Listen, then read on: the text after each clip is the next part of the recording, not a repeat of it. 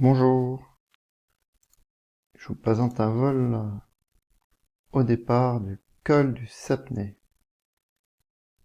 Donc, très vite, on trouve de quoi s'extraire. C'est un vol un petit peu improvisé, sans objectif, en mode balade. Donc je continue vers le nord. Je vois le lac Léman, le lac d'Annecy. Je suis à côté du lac du Bourget et on va aller au lac d'Aiguebelette. C'est un peu le tour des 4 lacs.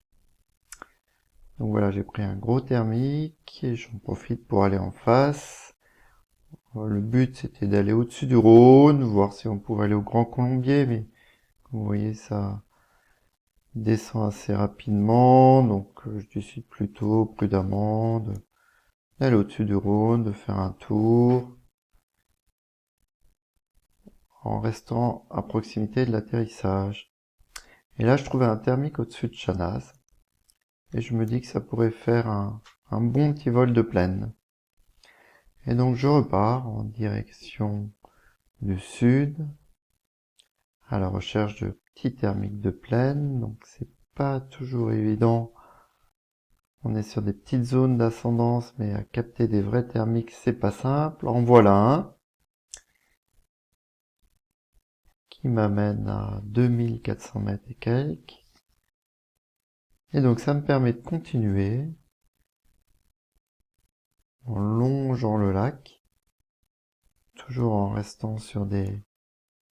Donc il n'y avait pas de matérialisation de nuages ce jour-là, donc ce sont des thermiques bleus. Et là, je raccroche la crête et je vais prendre un vrai thermique au-dessus de l'antenne en Mont du Chat qui va me permettre de me laisser glisser jusqu'au lac d'Aiguebelette tout en cheminant et en perdant environ -1 mètre par seconde. Donc là, je m'écarte du relief, je trouve un petit thermique et là, je suis en mode balade au-dessus du lac. Qu'est-ce que je trouve du lac? Un autre thermique. Encore une fois, c'était une journée où on trouvait des thermiques, pas forcément en relief, mais en plaine un petit peu partout. Et là, je suis en mode contemplatif, faire le tour de ce lac, faire des exercices aussi ici, puis envisager l'atterrissage qui se fait dans une petite combe, donc c'est un atterrissage non officiel. Voilà pour cette balade des 4 lacs. Au revoir.